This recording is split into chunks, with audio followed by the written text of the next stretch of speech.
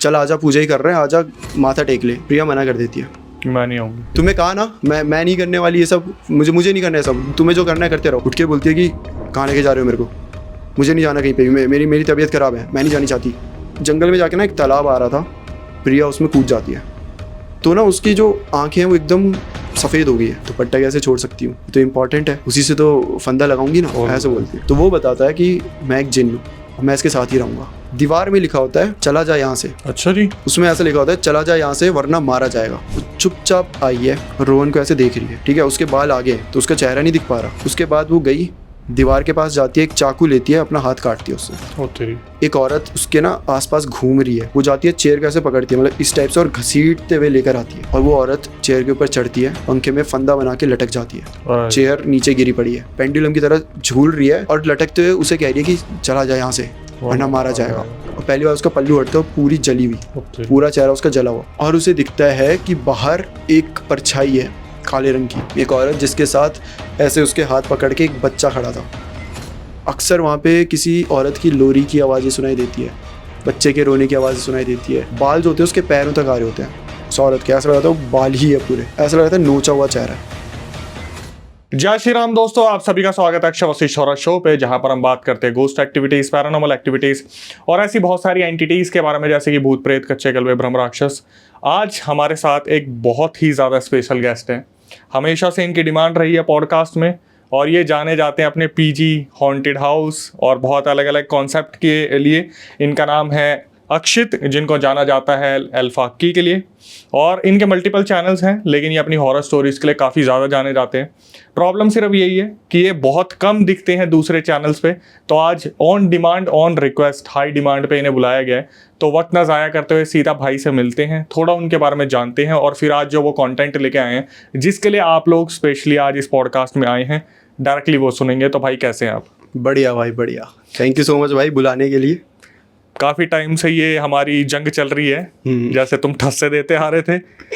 खैर, जनता को भाई थोड़ा सा बताओ कि कब आपने स्टार्ट करा, क्या क्या स्टार्ट करा, और आज कहाँ क्या आपने अपने एम्पायर में जोड़ लिया है? भाई फ़िलहाल तो मेरे टोटल 4 चैनल चल रहे हैं। क्राइम के ऊपर है, इंफॉर्मेशन है, और हॉरर तो सबको पता ही है, और एक क्रीपी पास्ता को लेकर है, जहाँ पे मैं रेडिट से स्टोरी सुनाता हूँ। मेन हॉरर ही है। ये मैंने करीबन 2022 में शुरू करा था, और चलते चलते आज हम यहाँ पर हैं। सही बात है, सही बात है। तो भाई ये बताओ कि जैसे आप बाहर निकलते हो, लोगों के बीच में जाते हो, तो वहाँ पर क्या होता है, रिएक्शन पकड़ लेते हैं, तो किस चैनल से ज़्यादा डिमांड आती है कि भाई आपने क्रीपी पास्ता पे आपको देखा था, या हमने उस वाले चैनल पे देखा था, या फिर आपको हॉरर से ही जान पहचान मिल रही है? मेन तो हॉरर से ही। हॉरर से ही है मेन, हाँ। और आप खुद भी मेरे ख्याल से हिमाचल से हैं। या तो वहाँ पर ये जो केसेस होते हैं, किस लेवल के चल रहे हैं वहाँ पे केसेस? खतरनाक भाई। हिमाचल के तो मैंने सुनाए भी बहुत सारे हैं। हिमाचल पहाड़ी इलाकों में ऐसे थोड़े ज़्यादा देखने को मिलते हैं। और ये जागर वाली चीज़ क्या होती है भाई? अभी रील फेमस हो रही है कि कभी अगर भूत से डर नहीं लगता तो जागर में आओ, फिर पता चलेगा। भाई जागर में ऐसा होता है कि जैसे किसी के अंदर कुछ है, तो वहाँ जाके वो बाहर आ जाता है। जैसे कोई मान लो औरत है, मतलब कुछ तो मैंने भी सुने हैं, जागर चल रही है, पीछे से एक औरत ऐसे बैठी हुई है, एकदम से भाई उसके बाल ऐसे घुमाने लग गई और फुल स्पीड में उड़ती हुई आगे गई है। मतलब ऐसा भी नहीं है कि जंप करके गई है, मतलब ये तो मेरे भाइयों ने ही सुनाया था कि हम ऐसे बैठे हुए थे और लिटरली यहाँ से निकली ऐसे करके, और आगे जाकर फिर वो तो देखा ही होगा जैसे पोजेशन में कैसे करते हैं लोग, फिर वही सब वहाँ करने लग जाते हैं। तो जागर में ऐसा होता है कि अगर किसी के अंदर थोड़ा सा भी कुछ है ना, तो वहाँ पे पहले तो जाते ही नहीं है वो, जिनके अंदर कुछ ऐसा होता है कि वो बहाने बना देंगे या कुछ करेंगे कि भाई हम नहीं जा सकते, हम नहीं जा रहे, तबीयत खराब हुई, कुछ भी। लेकिन एक बार वहाँ चले गए, वहाँ भूत निकलता ही निकलता है भाई। भाई ये बड़ी तगड़ी चीज़ है यार। हाँ, खैर आते हैं भाई आज के किस्सों पे। जनता के लिए कौन सा पहला किस्सा आप बताना चाहेंगे? भाई जो पहला किस्सा मैं लेकर आया हूँ ये आया है कोलकाता से। ठीक है। तो ये एक हमारे सब्सक्राइबर ने ही शेयर करी थी, जिनका नाम पूजा है।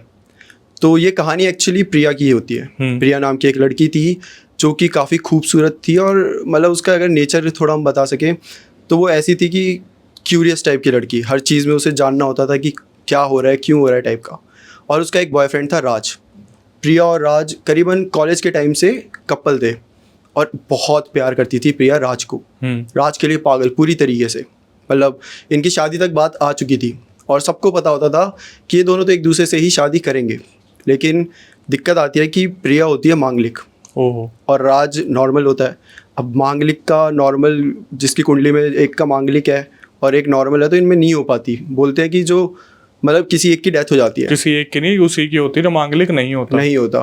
तो राज के घर से मना हो गई और प्रिया के घर से भी हो ही गई थी। इन्होंने काफ़ी मनाने की कोशिश करी कि प्लीज़ मान जाओ, कुछ पंडितों के पास गए, मतलब तरह तरह के इन्होंने नुस्खे ढूंढे कि जिससे कैसे तो करके शादी हो सके, बट नहीं हो पाई। अब घर वालों ने मना कर दिया तो प्रिया भी फिर ज़्यादा कुछ बोल नहीं पाई, राज भी नहीं बोल पाया। और एक टाइम आता है जब राज अलग हो जाता है, प्रिया अलग हो जाती है, राज की कहीं और शादी हो जाती है। प्रिया टूट चुकी थी काफ़ी, मतलब एक तो पहले उसकी राज से नहीं हुई और राज की अब दूसरी जगह शादी हो गई है। ठीक है, टाइम के साथ साथ बोलते हैं कि टाइम ना चीज़ें हील कर देता है, कितना भी गहरा जख्म हो एक टाइम के बाद वो हील हो जाता है। सेम ऐसा प्रिया के साथ भी हुआ। करीबन 3-4 महीने बाद अब प्रिया की भी उम्र हो चुकी थी। उसने भी एक अच्छा सा लड़का देखा जिसका नाम हर्ष था, और हर्ष के साथ प्रिया की शादी हो जाती है। अब जब शादी होती है तो इसकी बेस्ट फ्रेंड होती है पूजा, जिसने हमारे साथ ये पूरी स्टोरी शेयर करी थी। पूजा भी जाती है उसके साथ और शादी बड़ी धूमधाम से होती है, एक फंक्शन ही होता है बहुत बड़ा। तो और हर्ष से भी मिलती है पूजा। तो हर्ष बहुत काम टाइप का लड़का था, जो चीज़ें सुनता था, ऑब्जर्वर था, ऑब्जर्व करता था चीज़ों को और बहुत जल्दी रिएक्ट नहीं करता था। तो ये चीज़ें मतलब जो पूजा ने नोटिस करी थी। शादी हो जाती है। शादी के 15 दिन बाद पूजा अपना काम कर रही होती है और उसको ना कॉल आती है। कॉल होती है प्रिया की साइड से। प्रिया कॉल पे सीधा पूजा को बोलते हैं कि बहन मुझे यहाँ से ले चल, मैं यहाँ नहीं रहना चाहती, मैं जाना चाहती हूँ यहाँ से। पूजा बोलती है कि क्या हो गया, तू इतनी घबराई हुई क्यों है। प्रिया बोलती है कि तू बस मुझे ले चल, मुझे डिवोर्स चाहिए, मुझे शादी में नहीं रहना। अब पूजा एकदम हैरान कि यार 15 दिन पहले सब कुछ सही था, 15 छोड़ो 10-11 दिन पहले इसकी बातें भी हुई है और प्रिया बोल रही है सब अच्छा है, नॉर्मल है, अच्छी फैमिली है, तो एकदम से ऐसा क्या हुआ। पूजा उसे समझा रही है कि देख यार तू बहुत जल्दी डिसीजन ले रही है, थोड़ा चिल कर, थोड़ा टाइम दे खुद को। और वो बोले जा रही है नहीं नहीं नहीं मुझे जाना है यहाँ से। ठीक है, पूजा उससे कॉल काटती है। उसके बाद वो सीधा हर्ष को कॉल करती है और हर्ष को पूछती है कि तुम्हारे बीच कोई झगड़ा वगड़ा हुआ था कि क्या हुआ है, क्योंकि प्रिया की मुझे कॉल आई और वो बोल रही है तुमसे डिवोर्स लेने को। हर्ष जब ये सुनता है भाई वो हैरान, वो अपने ऑफिस में और उसे समझ नहीं आ रहा कि ऐसा क्यों हो रहा है, क्योंकि बोलता मेरी सुबह ही बात हुई है उससे और नॉर्मल थी एकदम, हमने बहुत गुड नोट्स में बातें ख़त्म करी थी और मैं जा रहा था, उसने मुझे लंच बॉक्स दिया था और बहुत अच्छे से हुआ था सब कुछ। हर्ष को कुछ समझ नहीं आ रहा कि ये क्यों हो रहा है। पूजा क्या करती है, वापस से प्रिया को कॉल करती है और बोलती है कि मुझे लग रहा है तू ज़्यादा टेंशन ले रही है, क्योंकि अब वो अपने घर में ही रहती थी पूरे टाइम, अब एकदम से घर छोड़ के कहीं और आ गई। तो पूजा को लग रहा था कि हो सकता है कि इस वजह से वो उससे रहा नहीं जा रहा हो, एक चेंज था उसकी ज़िंदगी में बहुत बड़ा, जो कि शायद वो अडॉप्ट नहीं कर पा रही हो। तो वो बोलती है कि एक काम कर, तू 4-5 दिन के लिए अपने घर चले जा, घर जाएगी तुझे अच्छा फील होगा, फिर थोड़ी रिलैक्स हो जाएगी तो वापस आ जाइयो। प्रिया बोलती है कि ठीक है ऐसे ही करती हूँ, मैं चले जाऊँगी घर। और ये बोल के प्रिया अपने घर की तरफ निकल जाती है। घर पहुँचती है, घर में जब एंटर ही कर रही होती है ना, तो उसके जो मम्मी पापा होते हैं वो पूजा कर रहे थे उस समय। तो प्रिया जो कि अभी घर में एंटर करने वाली थी वो करती नहीं है, बाहर ही खड़ी रहती है। घर वाले खुश हो जाते हैं उसे देख के कि अरे वाह बेटा शादी के बाद आई है, वो भी मिस कर रहे थे कि चल आजा पूजा ही कर रहे हैं, आजा माथा टेक ले। प्रिया मना कर देती है, मैं नहीं आऊँगी तुम करो। तो बोलते कि क्या हो गया, तू पागल वागल है क्या, भगवान को थोड़ा ना मना करते, चल आ। मना कर रही है कि तुम्हें जो करना है करो, मैं नहीं आऊँगी। तो उसके पापा उसे पकड़ते हैं कि क्या कर रही है, भगवान को थोड़ा ना मना करते हैं, चल। ऐसे खींचने लगते हैं ना, तो उसे पापा को धक्का दे देती है और एकदम एग्रेसिव हो जाती है कि तुम्हें कहा ना मैं नहीं करने वाली ये सब, मुझे नहीं करना है सब, तुम्हें जो करना है करते रहो। तो उसकी मम्मी को गुस्सा आ जाता है कि तू पापा के साथ ऐसे ऐसे बिहेव कर रही है, 15 दिन नहीं हुए गए हुए तू ऐसे हो रही है। तो एकदम से ना जो नीचे ओनर रहते, ये रेंट पे रह रहे थे जो घर वाले थे, जो ओनर होते हैं उन्हें आवाज़ सुनाई देती है ऊपर बड़े चिल्लाने विल्लाने की। ओनर ऊपर जाते हैं तो देखते हैं कि जब वो गेट खोल के देखते हैं ना, प्रिया अपने ही घर वालों को पीट रही होती है, अपने ही घर वालों को पीट रही होती है। और ओनर जाके उसे खींच रहे कि क्या कर रही है, तू पागल है क्या, अपने माँ बाप को मार डालेगी क्या। और बहुत एग्रेसिव हो गई है, इतना एग्रेशन उस मतलब प्रिया में था ही नहीं। ये ऐसा लग रहा था प्रिया थी नहीं, ऐसा लग रहा था कि ये प्रिया थी ही नहीं। ओनर के घर वाले भी आते हैं, 2 बेटियां होती हैं और उसकी वाइफ आती है, सब आते हैं और सब प्रिया को खींच रहे हैं और प्रिया किसी के कंट्रोल में ही नहीं आ रही है। प्रिया ऐसी हो गई है कि नहीं मतलब मैं इन्हें मार के रहूँगी, ऐसे पता नहीं उसे क्या हो गया था। कैसे तो करके उसको वहाँ से भेजा जाता है वापस। जैसे उसे भेजा जाता है वो वापस अपने घर चले जाती है। और यहाँ पे उसके घर वाले एकदम सदमे में कि ये क्या हुआ, हमारी बेटी 15 दिन बाद आई और इस तरीके से हमें पीट रही थी वो। ये चीज़ें वो पूजा को बताती है। पूजा एडवोकेट होती है, वकील होती है वो। तो पूजा को बड़ा अजीब लगता है कि यार वो प्रिया को बड़े टाइम से जान रही थी, प्रिया उसकी बेस्ट फ्रेंड थी, और प्रिया में ये कैसे, मतलब एक तरफ देखो कि शुरू में जो मैंने बताया था घर वालों के मना करने पे उसने रात से शादी नहीं करी, अपने घर वालों को इतना मानती थी, अगले ही मिनट वो घर वालों को पीट रही है। ये बहुत अजीब बात हुई थी। अब प्रिया जब घर पहुंचती है ना, थोड़ी देर बाद उसे बड़ा रियलाइज़ होता है कि ये मैंने क्या कर दिया, ये कैसे हो गया मेरे हाथों से। और वो रोने लग जाती है। उसका हस्बैंड उसके पास ही होता है, तो बोलता है कि तुम टेंशन मत लो, हम कल फिर चलते हैं, तुम माफ़ी मांगना अच्छे से, बट मैं तुम्हारे साथ चलूँगा। प्रिया बोलती है ठीक है, ऐसा कर लेंगे। अब ये दोनों वापस जाते हैं मम्मी पापा से मिलने, और प्रिया जाती है कि गेट खोलो, खटखटा रही है। अंदर घर वाले वो गेट ही नहीं खोलते। वो एक तो डरे हुए हैं, ऊपर से डरने से ज़्यादा शायद वो नाराज़ थे कि हमारी बेटी ने हमारे ऊपर, हमने उसके लिए क्या सब किया, और आज के टाइम में वो आती है और ऐसे पीट के चली गई, ये सब करके हंगामा करके चले गई, तो वो गेट ही नहीं खोलते। तो प्रिया गई, पहले नॉर्मली कर रही है कि मम्मी खोलो प्लीज़, मम्मी खोलो, ऐसे ऐसे। करीबन 5 मिनट हुए होंगे, वो एग्रेसिव होगी वापस से। लेकिन माँ बाप का ध्यान अभी भी पैरानॉर्मल चीज़ों पर गया नहीं, वहाँ तक नहीं गया। उनको वही था कि बेटी ने क्या करा, वो हर्ट थे, तो वो खोलते नहीं है।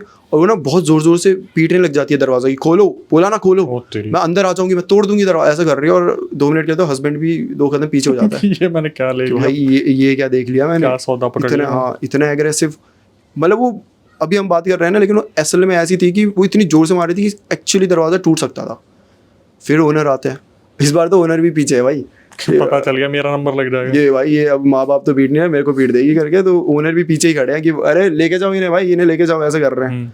और हस्बैंड ना सारी चीज़ें नोटिस कर रहा है।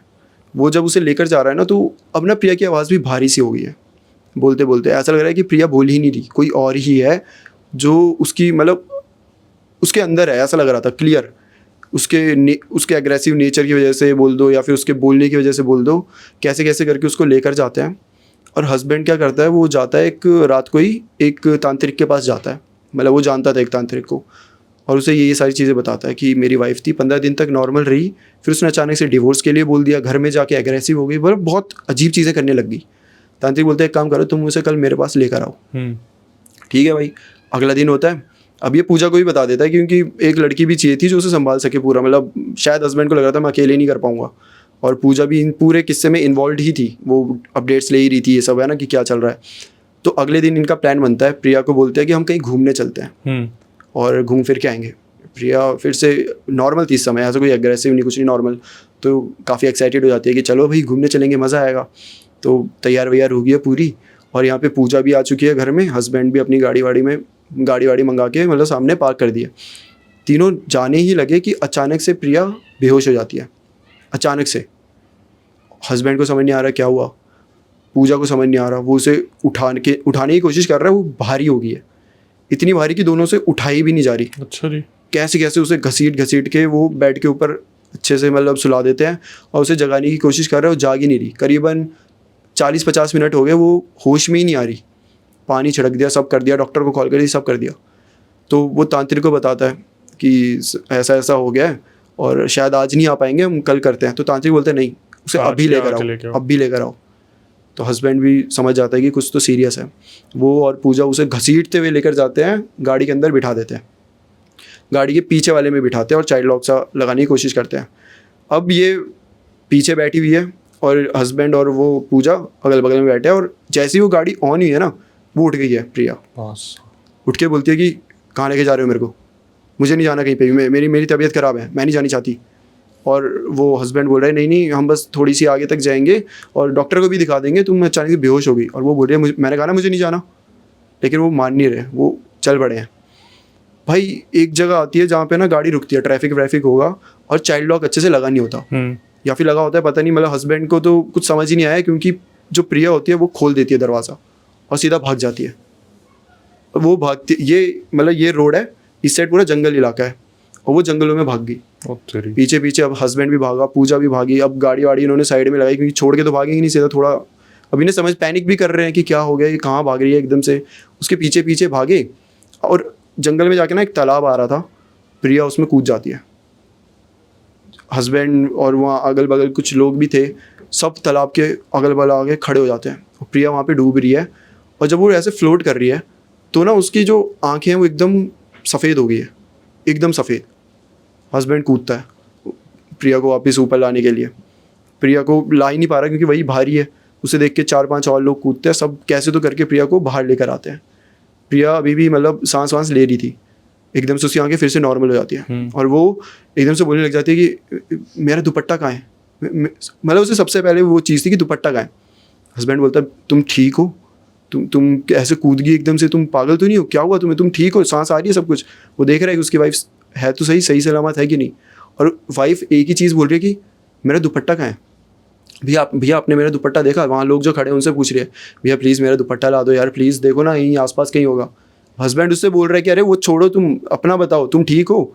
वो हस्बैंड की बात को बिल्कुल इग्नोर करके 2 लोगों को बोले अरे प्लीज़ दुपट्टा ऐसे करके। तो हस्बैंड को भी गुस्सा आ जाता है, बोलता है कि तुम पागल हो क्या, दुपट्टा छोड़ो, तुम ठीक हो कि नहीं ये बताओ।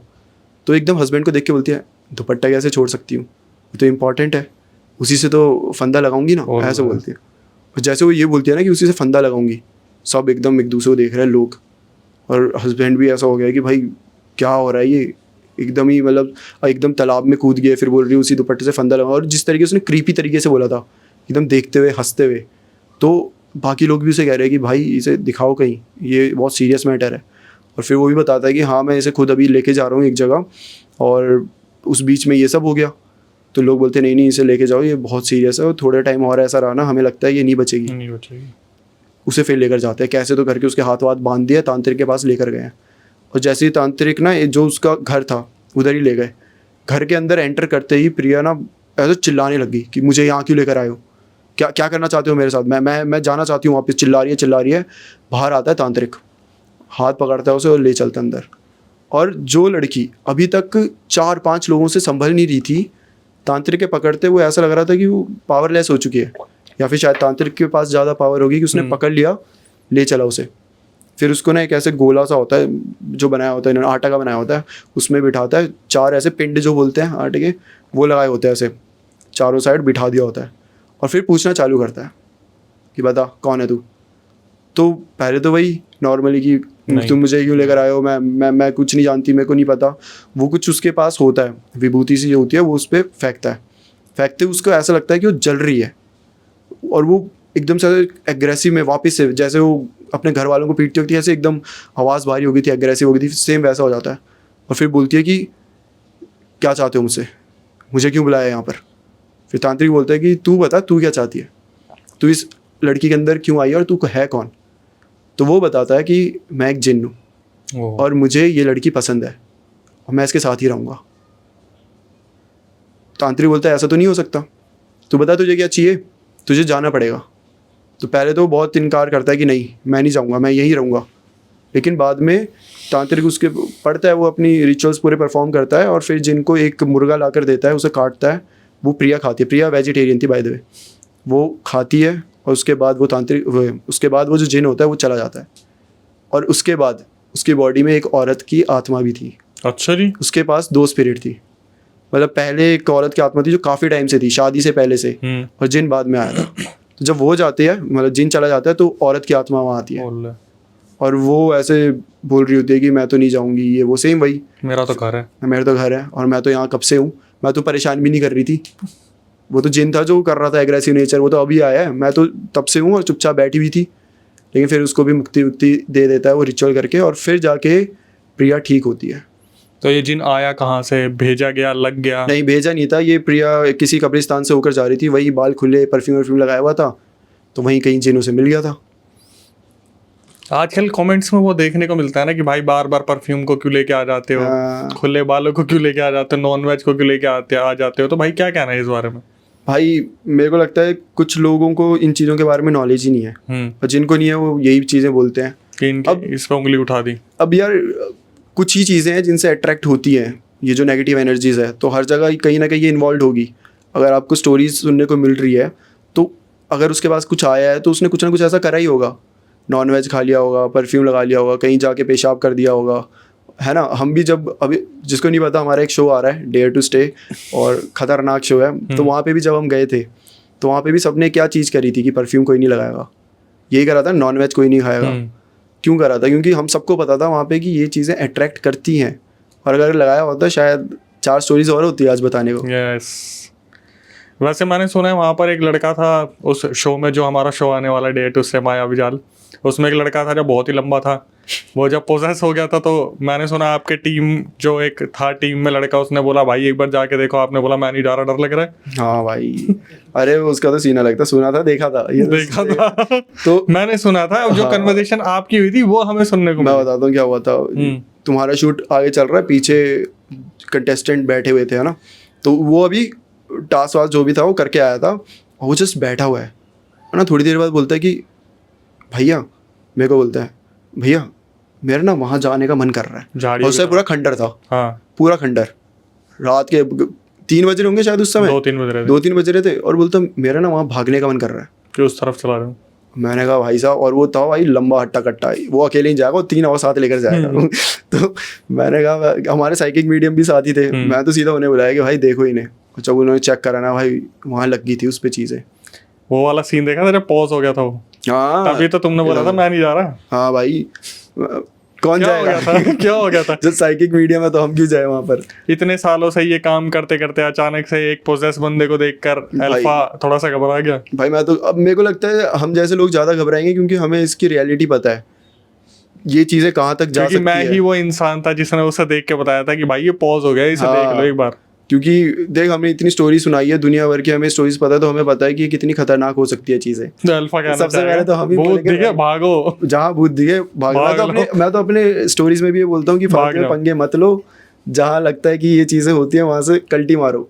कल्टी वहाँ मार नहीं सकते थे क्योंकि एक ग्रुप था, बाकी तो पूरे खंडर था, तो मैंने कहा नहीं, तो पीछे हो जाओ। साइकिक मीडियम थे हमारे पास पूरे, हम सेफ्टी लेकर चल रहे थे, तो भाई उन्होंने गए, उन्होंने ठीक करा उसे, लेकिन वो तब भी बाज नहीं आया था। उसके बाद बोलता मैं रुमाल पहना हुआ था, बोलता मेरे रुमाल उठाने का मन कर रहा है। उसका कुछ ना कुछ मन तो कर रहा था भाई उस दिन एक रिएक्शन वो भी तो था कि लड़की की आंखें घूम गई थी। ओ भाई साहब, उस टाइम पे अल्फा का रिएक्शन ऐसा था जैसे वीडियो देखी मैं देख नहीं रहा था वो वीडियो, जबरदस्ती दिखाई गई थी। पहले अक्षय ने देखी, शिवा ने देखी, प्रवीण ने देखी, सबने देख लिया और मुझे बता रहे भाई वो वीडियो देख ले, मजा आया। मैंने कहा नहीं देख, मुझे मत दिखाओ, तुमने देख ली बहुत। अरे भाई है ना, देखेगा सब, भाई जबरदस्ती कसमें खिलवा दी भाई। साइकिक मीडिया बोलता भाई मेरे पे भरोसा नहीं है। मैंने कहा आंखें दिखा रहे हो, क्या भरोसा है अक्षय बोल रहा नहीं तू चल चल भाई। उसके बाद उन्होंने वीडियो दिखाई, और जो वीडियो थी अरे भाई खतरनाक, वो मतलब मेरे को लगता है मेरे उस शो का सबसे ज्यादा डरावना वही सीन था।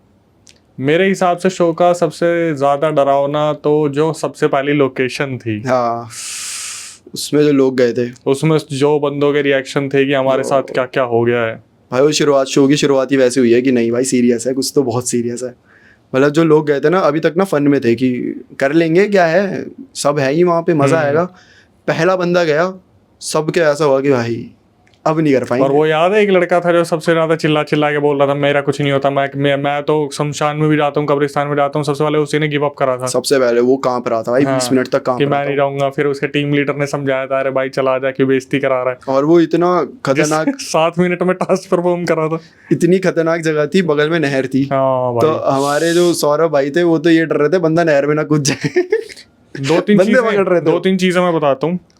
जैसे एक परवीन भाई थे, परवीन भाई गाड़ी में बैठे हुए थे, काफ़ी आराम से रील्स वगैरह देख रहे थे, तो मैं काफ़ी ड्रेन्ड हो गया था, मतलब मेरी एनर्जी काफ़ी चली गई थी वहाँ होस्टिंग कर करके। तो मैं जाके गाड़ी में बैठा, मैंने परवीन भाई को नॉर्मली बोला कि परवीन भाई आप गाड़ी में बैठे, आपको डर नहीं लग रहा? और उनकी एक ही बात, अरे यार तू सही टाइम पे आ गया, मुझे तो ऐसा लग रहा था नहर से कोई खींच ना ले मुझे। ओ भाई, अरे गाड़ी से याद आया, जो हमारे मेकअप आर्टिस्ट थे, वो मेकअप आर्टिस्ट बाउंसर भाई, मेकअप आर्टिस्ट बेचारी बस करके अपने गाड़ी वाड़ी में बैठ गया, सबका मेकअप करके, और उसके साथ उनका शायद भाई भी था, बेटा था, वो बेटा था, जिसको महसूस हुआ, उनको भी महसूस हुआ, उनको ऐसा लगा पीछे से उन्हें कोई, हाँ, और किसी ने कोई बुला रहा है उनको गाड़ी के अंदर। हाँ, जहाँ लोकेशन है वहाँ कुछ वहाँ जो हो रहा है वो तो हो ही रहा है, गाड़ी के अंदर भाई कितनी चीजें हुई थी वहाँ पे एक्चुअली। और वो था एक और भी तो थे, गुरुजी क्या नाम था, सरदार जी थे एक, जो गाड़ी में बैठे थे, बोल रहे थे मेरे को लगा मेरे बगल में कोई बैठा हुआ है। हाँ, एक से एक चीजें हुई है। शो देखने में बहुत मजा आने वाला है भाई। एक कुछ कंटेस्टेंट को तो लिटरली वहाँ दिखा हरी साड़ी में, जो बता रहे थे, जिसका आर्यन जो अभी पिछला पॉडकास्ट जिसका है, वो तो पता नहीं कितनी लंबी एंटिटी को देख के आ गया था वहाँ पे। हाँ भाई, जबकि ये सारे नॉन बिलीवर्स थे। ये शो था इसीलिए कि हम आपको बिलीव कराएंगे, कुछ ज्यादा बिलीव कर दिया वहाँ लोगों ने। पता नहीं, मेरे को तो अफवाह आई है कहीं से उड़ते उड़ते कि सीजन 2 की तैयारी शुरू हो गई है। देखो अभी अफवाह आई है तो फिर हो ही जाएगी। चलो आते हैं भाई अपने दूसरे इंसिडेंट पे। दूसरा इंसिडेंट तो दूसरा जो इंसिडेंट है ये है हमारा कोटा का। कोटा सबको पता है कि वहाँ की स्टोरीज बहुत फेमस है एक्चुअली, है ना, कितनी सारी आती रहती है, तुम्हारे पास भी कितनी सारी आई होगी। तो ऐसी एक स्टोरी थी। एक लड़का था जिसका नाम था रोहन। रोहन जाता है कोटा में, पढ़ाई में बहुत अच्छा, और उसका सपना था भाई कोटा में जाएंगे अच्छे से, है ना, अपने फ्यूचर को लेके बहुत सीरियस। तो वो जब वहाँ जाता है ना, तो वहाँ उसने पहले तो हॉस्टल में बात करके रखी थी कि आने से पहले कि मेरे को एक हॉस्टल में एक रूम चाहिए, ऐसे ऐसे करके। जब वहाँ पहुँचता है वो बुकड हो जाता है, मतलब वो हॉस्टल में जगह नहीं मिलती उसके लिए। अभी हॉस्टल वाले भी क्या करते हैं, उस समय बोल देते हैं हाँ सर आइए आइए करके, सबको हाँ कर देते हैं, फिर जो पहले आते हैं उन्हें दे देते हैं, फिर बाकी को बोलते हैं अब आप दूसरा देख लो, सोल्ड आउट। ठीक है। तो अब रोहन परेशान हो जाता है कि यार अब मैं कहाँ से देखूँ इतनी जल्दी, बात तो मैंने यही करी थी। परेशान होके वो बाकी और 2-4 हॉस्टल में पूछता है, भाई हर जगह सेम, फुल कोई अवेलेबल नहीं।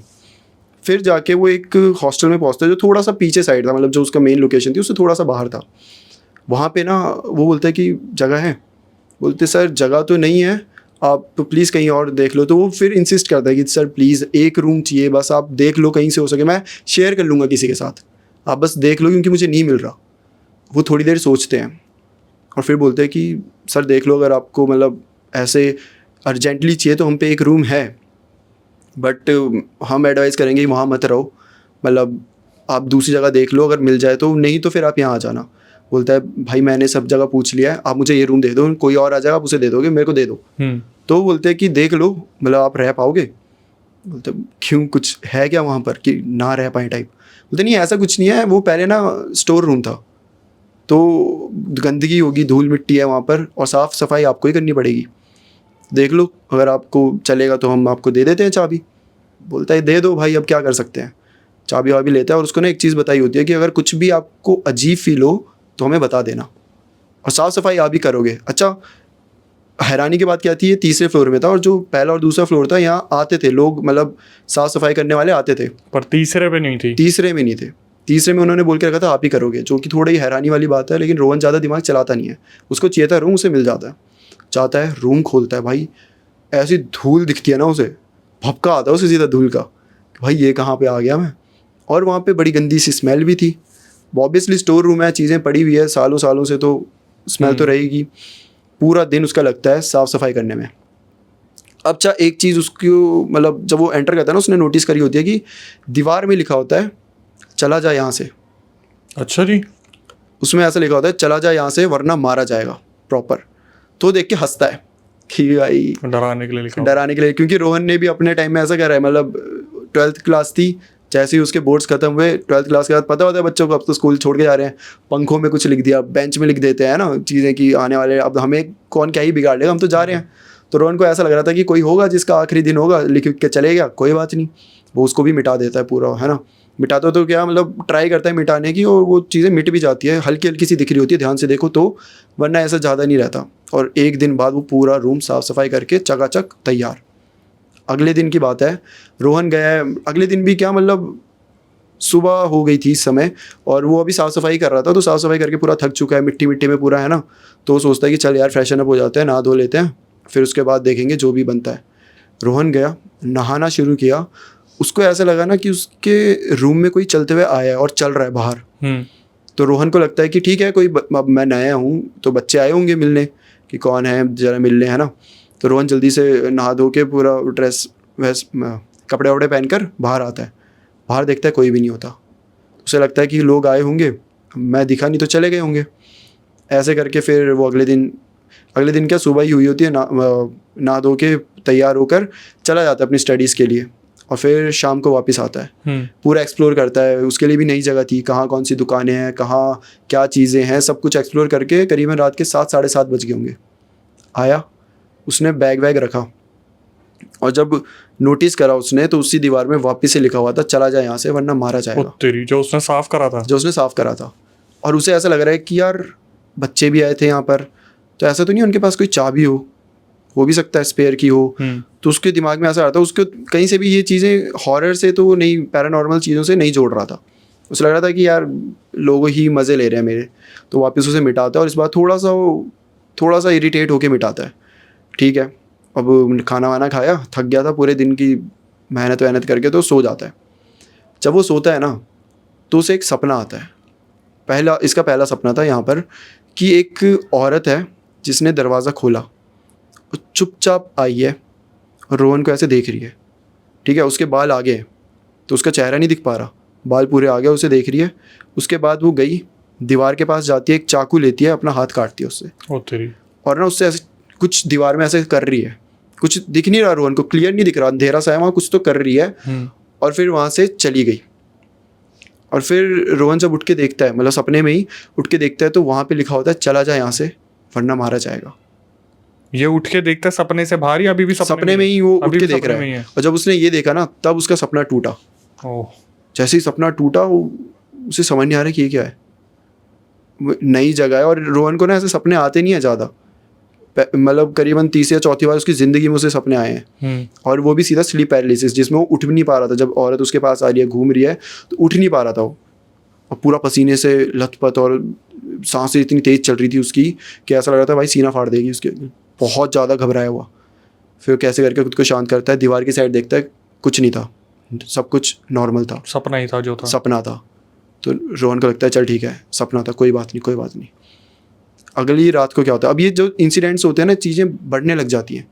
रोहन परेशान थोड़ा रहने लगा था इन चीज़ों की वजह से, लेकिन फिर भी वो कहीं ना कहीं यही सोच रहा था कि यार एक सपना ही आया है, बाकी लोगों ने करा है। लेकिन थोड़ा तो घबराहट होती है, आप कहीं ना कहीं आप खुद को कन्विंस कर लो कि ये चीज़ें नहीं होती, बट सबकॉन्शियस माइंड में आपका चलता रहता है, सबकॉन्शियस माइंड में, कि भाई नहीं कुछ तो गड़बड़ है। और फिर वो जो उसने भी कही थी ना कि कुछ गड़बड़ हो जाएगी तो हमें सबसे पहले बताना, ये भी रोहन ने, अब जब सोचने में आते हो आप तो पुरानी सारी चीज़ें अच्छे से ओवर थिंक करने में निकालते हो कि ये भी बोला था, ऐसा भी हुआ था।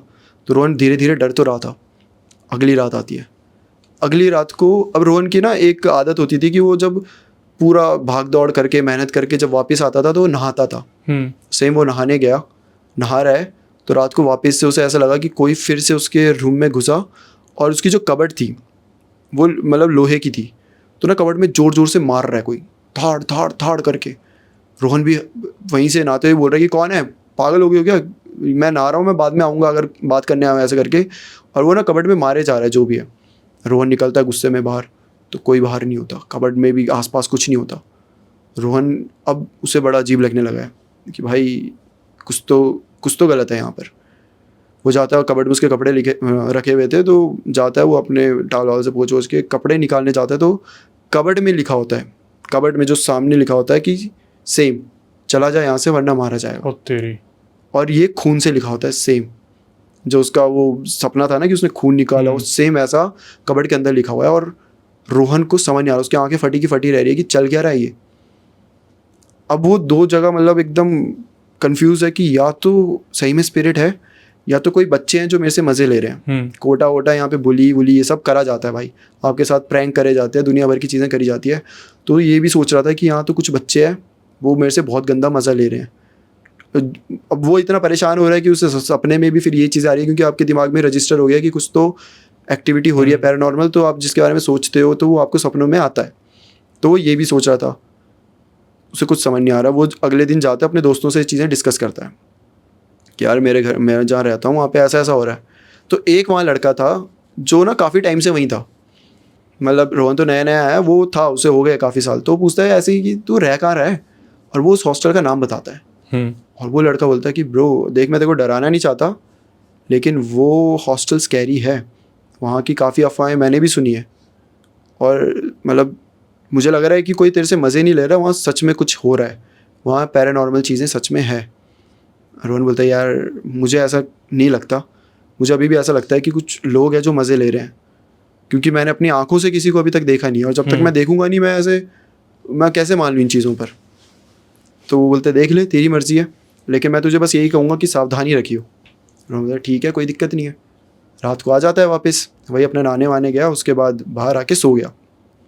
जब ये सोता है ना, तब इसे एक और सपना आता है, सपना बोलो या रियलिटी उसे खुद समझ नहीं आता। उसे सपना आता है कि एक औरत उसके ना आसपास घूम रही है, राइट साइड में उसका दरवाज़ा है, यहाँ उसका बेड है, तो आई थोड़ा सा यहाँ वहाँ घूमी एंटर करके, और लेफ्ट में चले गई, वहाँ पे उसका स्टडी टेबल था, साथ में चेयर भी थी।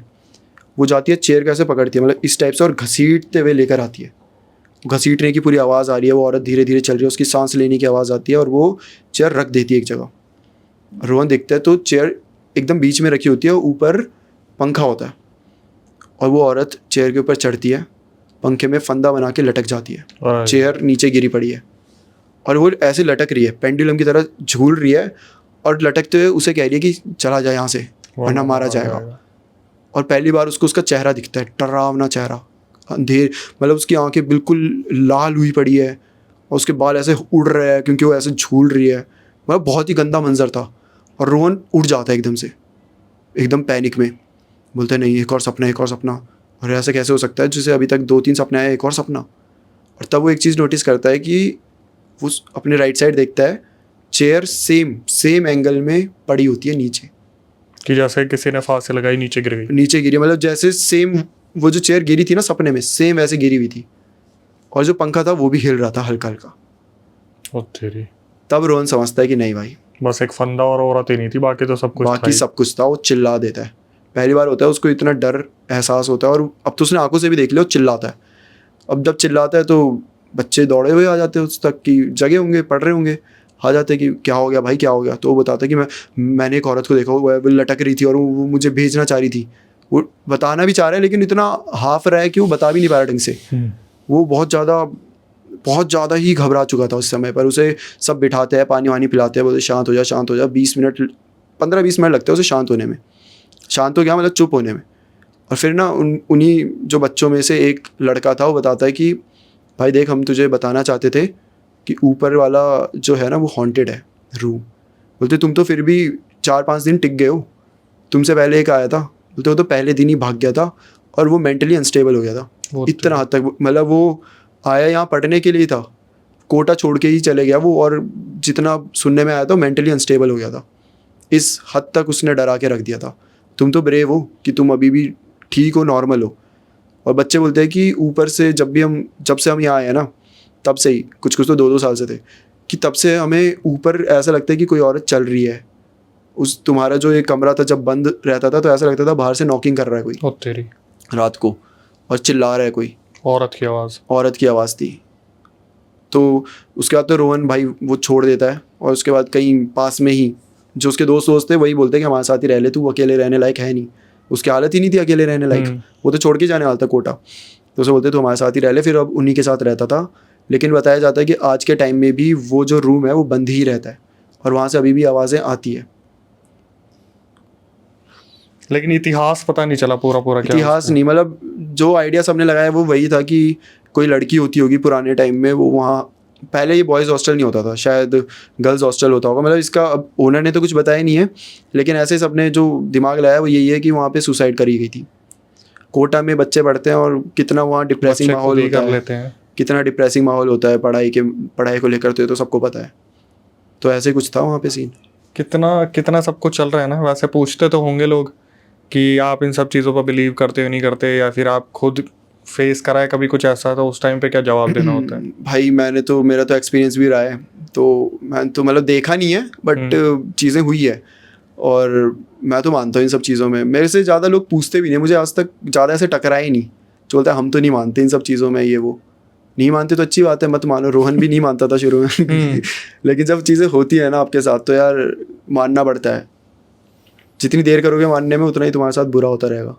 वरना हमारा जो शो आ रहा है उसमें भी तो यही सारी चीज़ें हैं। उसमें जब हमने ऑडिशन लिए थे तो लगभग 80% लोग ऐसे थे कि हम तो मानते नहीं, हम तो एक्सप्लोर करने बस मजे करने हैं, छुट्टियाँ काटनी है। और हमारा शो का हमारा मेन वही था ना कॉन्सेप्ट, कि हम आपको फील कराएंगे कि चीज़ें होती है। और कितने अच्छे से फील करा लोगों भाई पहले टास्क में जब एक ने फील करा ना, सबको फील हो गया था एक को देखते ही। वो लोकेशन मेरे दिमाग से निकल नहीं पाती जो सबसे पहले वाली थी। भाई मैं सुनाऊँ एक किस्सा उस लोकेशन में जब हम गए थे। ये शो से पहले हम लोकेशन देखने गए थे। अब मैं तुम्हें एक चीज़ बता देता हूँ कि मेरी फटती है भाई मैं तो भाई तुम्हारी अकेले की फटती है क्या? सबकी वहाँ वही वाला माहौल था कि सब साथ चलो, हमें डर नहीं लगता, नहीं हमें शर्म नहीं आती बताने में कि हमें डर लगता है। वही वाला माहौल था सबका। तो जब मैं वहाँ गया ना भाई, तो मैं तो एक ही सहारा था मेरा, साइकिक मीडियम। भाई ये हैं तो बच जाएंगे। उन्होंने कदम रखा उस लोकेशन में, बोलते मेरा सर भारी हो रहा है, मुझे वॉमिटिंग आ रही है। मैंने कहा शिट भाई, अगर साइकिक मीडियम के हाल हो रहे हमारे क्या होंगे वहाँ पर। मेरी तो वहीं फट गई थी। लेकिन फिर कैसे करके थोड़ा टाइम बिताया तो हमें लगा चलो भाई। साइकिक मीडियम ने भी फिर बताया कि नहीं ऐसा नहीं था, मतलब वो वहाँ चीज़ें इतनी घिनौनी थी, वहाँ जो एंटिटीज थी वो याद है बीच में अपने आप ही लाइट चली गई थी। 15-20 मिनट के लिए तो बहुत हुआ वहाँ। वो जो एक मूवमेंट था ना जब आराम से उस टाइम तक भी ना खुद को संभाला हुआ था, साइकिक मीडियम आते हैं, अक्षय भाई हाँ एनर्जी से एक्टिवेट हो गई है, एक्टिव हो गई है। मैं बोला चलो आप तैयार हो जाते हैं मरने के लिए। और उस टाइम पे वहाँ पे वो कैमरामैन कि पाजी कुछ फील हो रहा है, सब पाजी ऐसा लग रहा है, गूज़बम्स आ रहे थे। कोई ऐसा नहीं था बंदा क्रू में जिसने ये ना बोला हो। और जब बाउंसर ही छोड़ के भाग गया, मेकअप वाली ने मना कर दिया, मेकअप वाली के लड़के ने मना कर दिया, तो अब क्या रह गया भाई। उस दिन तो पहले टास्क में ना हद हो गई थी, ऐसा हो गया था कि कैसे शो कंप्लीट करो भाई जल्दी से। बंदों को किन हालतों में पकड़ा गया, उठाया गया, देखा था क्या हालत हो गई थी, गिव अप करने वाले। और एक जो कंटेस्टेंट था उसका याद था जिसको हमने उसमें ट्रैवलर में भेज दिया था, वो क्या बोला, मुझे कोई बुला रहा है, मुझे आवाज आ रही है, मुझे आवाज आ रही। और उसको उसकी ये चीजें सुनने के बाद दूसरों का क्या हाल हो रहा था भाई। वो शो तो बहुत ऐसा था, ऐसा लगता था पहले जिसका नंबर आ जाए वो, मतलब जो बाद में जिसका नंबर आएगा उसके लिए अच्छा था, एक वो था प्लस पॉइंट। हाँ, लेकिन जैसे ही पहला टास्क हुआ ना, ऐसा लगा भाई पहले वाले को देख के दूसरे जिसका आखिरी में था भाई वो तो उसका ये एक शो था जिसमें सब कुछ उल्टा हुआ कि ये होता है सबसे लास्ट वाले को एडवांटेज मिलेगी कि इसने इसको पता है क्या हो रहा है। लेकिन यहाँ पे सबसे लास्ट वाले की और भी पूरी गिट्टी बिछी हुई थी कि भाई मैं सबसे आखिरी में जा रहा हूँ और पता नहीं इन्होंने क्या एक्टिव कर दिया और वो मेरे को पकड़ लेगा, वो वहाँ एग्रेसिव होते जा रही है। अच्छा तुम आए जा रहे हो, आओ आखिरी वाला, मजे लेंगे, आओ। बड़ा खतरनाक सीन हुए थे वहाँ तो यार। शो का इंट्रो भी तो शमशान में हुआ है पूरा का पूरा। हाँ भाई, लेके चलेगा शमशान घाट सीधा, कोई भी ऐसी उसके ऊपर बैठ के इंट्रो करवा बताओ। वहाँ पे पूरी महफिल जमा रखी है भाई। और एक हमारे लीडर जो थे वो तो चिता के ऊपर घूम रहे थे। उसका मैंने बताया भाई जहाँ घूम रहे हो आप, पता है घर से फोन आया होगा या पता नहीं किसका आया था रात के 2 बजे। अच्छा। मैं बोला पता है कहाँ घूम रहे हो, मैं दूर से खड़ा होकर चिल्ला रहा हूँ पता है कहाँ घूम रहे हो, वो चिता है वो एकदम से नीचे देखा, फिर वो भाग के आया वहां से। भाई वहां तो 4 दिन तक तो ऐसा था, पूरी रात हमने शो करा, मैं थूका भी नहीं कहीं। मैं तो थूका भी नहीं भाई, मैंने गटक लो। जो बोला गया था ये मत करना, तुमने अच्छे से उसे फॉलो किया। मैं तो सारे मैंने पता है, लेकिन ये तो नहीं था कि थूकना मत। भाई मैंने नहीं थूका, मैंने कहा कहीं लग ना जाए। दो हमारे टीम लीड नहीं, एक टीम लीड उसका दोस्त मूत के आ गया था। ओ भाई, हमारे सामने जो एक क्रेजी स्टोरी आई थी ना, जो हमें पता ही नहीं चली थी, अभी कुछ टाइम पहले ऐसे ही हम बैठे हुए थे, शो मेकर भी थे, हम सब थे, तो डॉक्टर आ गए। डॉक्टर को सामान हमारा रह गया था वो देने आए थे। डॉक्टर ने बताया, जो मेडिकल फैसिलिटी हमारी तरफ से गई थी, कि मैं ऐसे ऐसे घर गया। जब हम सब आ गए थे तो वो घर में घुसा और सीढ़ियों से ऊपर ही नहीं चढ़ पाया। पहले तो उसको पकड़ लिया किसी ने पीछे से, हमें लगा अब मजाक कर रहा है। फिर जो उसने चीज़ें बतानी शुरू की, क्योंकि उसकी पूरी फैमिली इन्वॉल्व हो गई थी उस चीज़ में। अच्छा। उसने बताया बड़ी मुश्किल से तो हनुमान चालीसा गाता गाता अपने कमरे में गया। कमरे में जैसे ही वो लेटा, फिर किसी ने उसे दबा दिया और उसने चिल्लाने की कोशिश करी। उसकी मम्मी आई, मम्मी आने के बाद उसने फिर भी नहीं बताया मेरे साथ हो क्या रहा है। 2-3 बार और उसके साथ हुआ, रात तक ये चीज़ होती रही कि उसको बार बार किसी ने दबाया है। फिर उसने अपनी मम्मी को बताया तो उसकी मम्मी ने यही चिल्ला के बोला और जाए इस शो में और हो क्या ऐसी लोकेशन पे। फिर उसने हनुमान चालीसा का पाठ करवाया घर में और पता नहीं कहाँ झाड़े लगवाए थे भाई साहब। अब ये चीज़ जब दूसरे कंटेस्टेंट को पता चलेगी कि भाई जिसने पार्टिसिपेट भी नहीं करा, उसके बाद वो भी बाद में जब घर आ गया तब। वहाँ तो फिर भी बंदे थे हमें बचाने के लिए, जो साइकिक मीडियम थे भाई, उन्होंने काफ़ी हेल्प करी कई जगह। वो आर्यन वाला सीन, वो एक कंटेस्टेंट था भाई, वो गया पूरा टास्क अच्छे से करके आ गया और होटल में आके वो बेहोश हो रहा है। हाँ, जब उसकी क्लीनिंग हुई थी थोड़ी सी, तो 3 घंटे बेहोश हो गया था। उसका ये रेड होने लग गया था पूरा लो ये एरिया। वो ऐसे कह रहा कुछ हो रहा है। और जब साइकिक आया उसने बस चालू ही करा, वो भाई बेहोश, नींद में बिल्कुल बेहोश। और जबकि एक चीज तो तुम्हें पता ही नहीं है जो हमें पता है, कि वो अपने साथ एक कवच लेके गया था। अच्छा। कवच ले जाने के बाद उसके साथ ये सब कुछ हुआ है वहाँ पे। भाई साहब, प्रोटेक्शन तो सब लेकर गए होंगे अपनी प्रोटेक्शन सब लेके गए थे, लेकिन प्रोटेक्शन के बाद भी उसके साथ इतना सब कुछ हुआ। और वो मेरे को ऐसा लगता है शो का सबसे एक दिग्गज खिलाड़ी बोलते हैं ना, वो था। तब उसके साथ इतना सब कुछ हुआ है, जो हाथ जोड़ के भागा था पहली लोकेशन से, कि ये जो एक्सपीरियंस है मैं कभी नहीं भूल सकता। कभी नहीं भाई, मजा आएगा शो जब आएगा। हाँ। कब तक आएगा? ये मेरे से पूछ रहे कब तक आएगा, तो भाई अब मैं क्यों झूठ बोलूं, शो के मेकर तुम्हारे पीछे बैठे, पूछ लो उनसे। सौरभ भाई आना चाहोगे आगे? सौरभ भाई बोल रहे हैं बस ऐसे ही प्रमोशन चलता रहा तो बहुत जल्द आ जाएगा। लाना ही पड़ेगा, बोले सब बता देंगे। लेकिन भाई हाँ, ये हम तो बता देंगे, ऐसे मुंह से निकलता चला जाएगा। लेकिन काफी प्लानिंग हुई, बहुत कुछ हुआ, लेकिन कुछ भी कर नहीं पाया ना कंटेस्टेंट अपनी मर्जी का। भूतों के आगे किसकी चलती है भाई? भूतों के आगे किसकी चलती है? और मुझे लग रहा है कि कुछ चीज़ें ना मिस भी हो गई, कि कुछ टास्क पूरे हो ही नहीं पाए यार। नहीं हो पाए, वो यही तो रीजन था। आप बंदों के दिमाग में एक तरफ भूत चल रहा है, दूसरी तरफ वो चीजें चल रही हैं, तो टास्क में टास्क जिंदा चीजों से मजे ले सकते हो ना, मरी हुई चीजों से क्या मजे लोगे? और वो भी जब एंटिटीज एक्टिव हो गई हैं, एक्टिव हो गया, तुम्हें सारे फील कर टास्क रहे हो रात तुम। के 12 बजे के बाद हो रहे हैं। सही में भाई, ऊपर से वो वहाँ माहौल भी तो ऐसा बना दिया था, रेड लाइट अकेला, लाल पूरी लाइट्स कर दिया, ओ ऊपर जंगल, भाई साहब, दूर दूर तक किसी चीज़ की आवाज़ नहीं आ रही थी उस समय पर, ऐसा पिन ड्रॉप साइलेंस था। लोगों ने क्या क्या महसूस किया। लोगों ने बहुत कुछ किया भाई, खतरनाक चीज़ें। चलो आते हैं अगले इंसिडेंट पे। अगला इंसिडेंट जो मैं लेकर आया हूँ, ये असम का एक घर था हॉन्टेड। तो क्या होता है, एक कपल होता है, मैरिड कपल, ठीक है। एक का नाम होता है आपका राहुल, और जो उसकी वाइफ होती है उनका नाम होता है रश्मि, और इनकी एक छोटी सी प्यारी सी बेटी होती है टिया। राहुल की जॉब थोड़ी ऐसी थी जो ट्रांसफ़र होते रहते थे उसके, कभी यहाँ कभी वहाँ, और ऐसे करते करते उसका असम में गुवाहाटी में ट्रांसफ़र हो जाता है। और अब राहुल बोलता है यार, अब हर टाइम तो मैं फैमिली के बिना नहीं रह सकता। बोलते चलो यार, गुवाहाटी में एक अच्छा सा घर देखेंगे और वहीं शिफ्ट हो जाएंगे। अब मैं जॉब में भी मतलब चेंज कर दूंगा, या फिर उसने अपनी बॉस से बात करी होती है, तो उन्होंने बोला होता है कि यहाँ 2-3 साल तो तू है, तो तू टेंशन मत ले, अब तेरी ट्रांसफ़र नहीं होगी। ठीक है भाई, चल पड़ते हैं। गुवाहाटी बहुत प्यारा सा शहर है ना, और हरियाली है हर जगह, और पीस है, शांति है वहाँ पर। तो वहाँ पे उन्होंने एक प्यारा सा घर लिया होता है, जो कि अगल बगल उसके गार्डन है ना, गार्डन के बीच में घर होता है और काफ़ी बड़ा भी होता है। सब खुश थे, एक कह सकते हैं एक ज़िंदगी की नई शुरुआत थी, नए लोग, नए ट्रेडिशन, नई जगह, तो सब बड़े एक्साइटेड थे। तो अब 2-3 दिन होते हैं इन्हें, ठीक है, और ये घर में रहने लगते हैं, ये ढलने लग जाते हैं उस चीज़ों के हिसाब से। राहुल भी रोज़ अपना ऑफिस चला जाया करता था, और उसकी जो वाइफ थी वो फिर अपनी टिया का पूरा ख्याल रखती थी, और वो भी काम करती थी, लेकिन अब टिया छोटी सी थी तो उन्होंने काम करना छोड़ दिया था, और पूरे टाइम टिया का ही ध्यान रखती थी। तो एक बार की बात है कि एक बैकपैकर आता है जिसमें बच्चे को ऐसे रख नहीं देते, दोनों हाथ खाली रहते हैं, वो पूरा बांध देते हैं। तो टिया को ना, जो रश्मि थी, उन्होंने ऐसे पीठ में बांध के रखा है, और वो नॉर्मली काम कर रही है, झाड़ू वाड़ू लगा रही होंगी, तो एकदम से ना टिया हंसने लग जाती है। और नॉर्मली हंसती नहीं है, ऐसा लग रहा था जैसे उसे कोई गुदगुदी कर रहा है, बहुत ज़्यादा हंस रही है। तो उसे भी बड़ा अजीब लगा कि क्या हो गया है, एकदम से इतना हंस रही है।